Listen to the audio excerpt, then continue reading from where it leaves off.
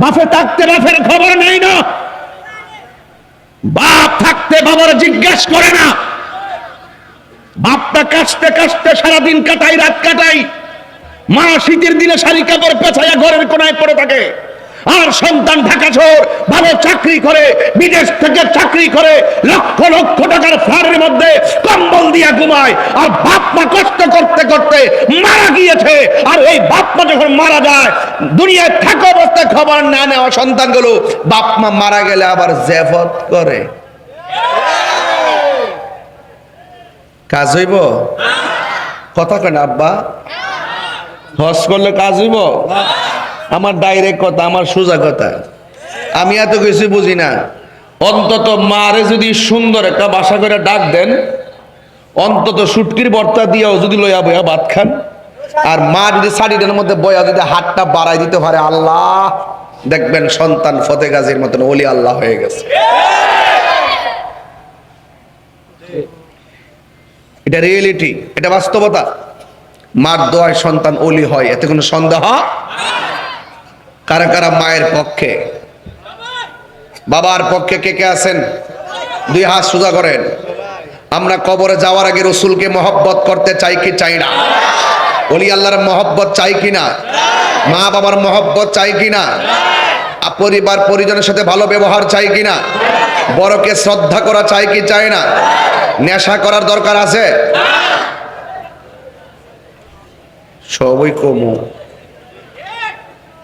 আইসি কইবার লাগে ওই জোরে কেন আল্লাহু আকবার। হারিয়ে যাব একদিন আমি, রব নাই ভুবন চিরদিন। বলো হারিয়ে যাব রব নাই ভুবন চিরদিন। ক্ষমা করে দিও তোমরা আমায়, বলো তোমরা আমায়। ভুল করে থাকি যদি কোনো দিন, হারিয়ে যাব। সামনে আসেন না বাবা, জায়গা হচ্ছে না।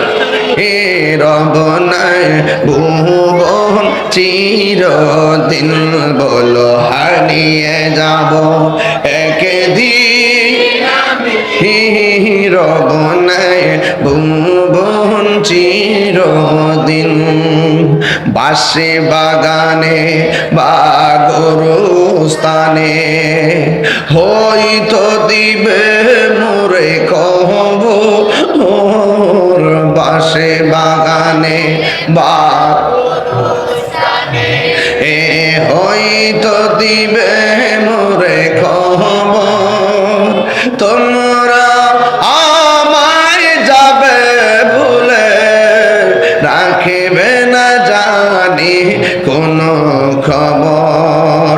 পড়বে কি মনে আমার কথা, ফেলবে কি অস্ত্র কোনো দিন, হারিয়ে যাব একদিন আমি,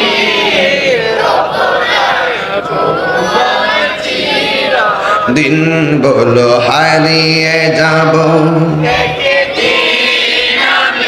হে রব নাই ভুবন চিরদিন। ক্ষমা করে দিও তোমরা আমায়, বলো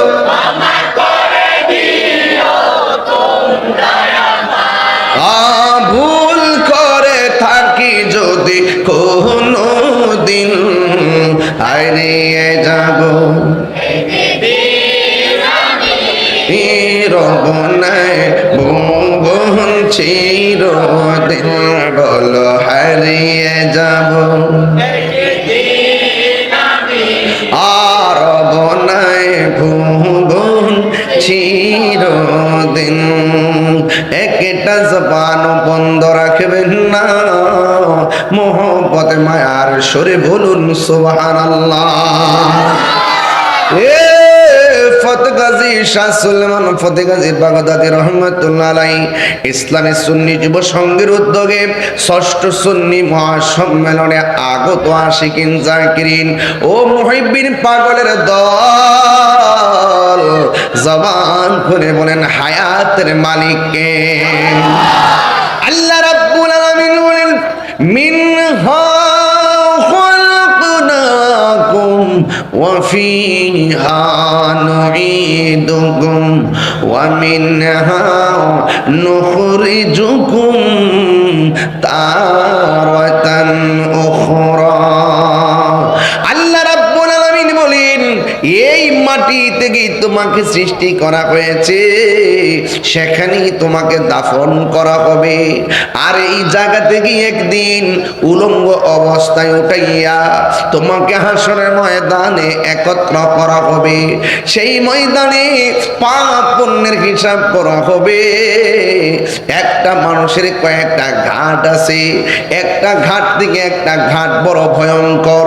এর মধ্যে প্রথম ঘাটটা হলো মরণের ঘাট, মরণের ঘাট। 2 নম্বর ঘাটটা হলো কবরের ঘাট। 3 নম্বর ঘাট হলো হাসরের ময়দানের ঘাট। 4 নম্বর ঘাট হলো জাহান্নামের উপরে পুলসিরাতের ঘাট। এই 4টা ঘাট বড় ভয়ঙ্কর। প্রথম ঘাটটা শুরু হবে মরণ দিয়া। দুনিয়াতে আসছি একদিন চলে যেতে হবে, কেউ আগে, কেউ দিনে, কেউ দেশে, কেউ বন্ধুরে ও বাবা, ও বাগাসুরার বাবারা, ও মাধবপুরের বাবা জিরারি, মরণে ঘাট বড় কঠিন। আল্লাহ রাব্বুল আলামিন কোরআনে বলছেন ওয়ামা তাদরি নাফসুম বিআইয়ি আরদিন তামুত। বান্দারে তোমরা তো জানো না কোন জায়গায় তোমার মরণ হবে। গতকাল দেখলাম সিলেট থেকে সামনাসামনি 2টা বাস, একটা বাস আর একটা বাসে এমন ভাবে সংঘর্ষ লাগছে, 9 জন মানুষ সাথে সাথে মারা গেছে। কথা কি সঠিক? 9 জন মানুষ মারা গেছে। এর মধ্যে অনেক মানুষের মধ্যে একটা শিল্পীও ছিল। কথা কি ঠিক না বেটি? এই জন্য বাবা গান গাইতে গেছে সিলেট, আসার পথে নাই। পাগলা হাসান গান গাইতে গেছে, আসার পথে নাই। ওইটাও দুর্ঘটনা, এইটাও দুর্ঘটনা। এমন ভাবে প্রতিদিন দুর্ঘটনায় মানুষ মারা যাইতেছে। আজকেও আমি ফেসবুকে লিখছি জনদুর্ভোগ এবং অ্যাক্সিডেন্টে লাশের সারি কমাতে তাড়াতাড়ি ঢাকা টু সিলেট, ব্রাহ্মণবাড়িয়া বিশ্ব রোড টু কুমিল্লা ময়নামতি পর্যন্ত 4 লেনের রাস্তাটা দ্রুত করার দরকার। কথা কোন ঠিক কিনা? আমি আজকে যখন লিখেছি নিউজের মধ্যে আমার খবর এসে গেছে। এই জন্য ভাইয়েরা আমার, কে কোন দিন মারা যাবে কেউ জানে না। এই মুহূর্তে আমি যেখানে মাহফিল করতে বসছি ফতেগাজী সরকারি প্রাথমিক বিদ্যালয় মাঠ প্রাঙ্গণে, আমার পাশে সালাউদ্দিন তালুকদার বাহার মহোদয়, আমার পাশে ইমাম সাহেব খতিব মহোদয়। এই 3 জনের সামনে যেই কোনো মুহূর্তে আজরাইল চলে আসতে পারে। কেউ আগে যাবে, কেউ পরে যাবে।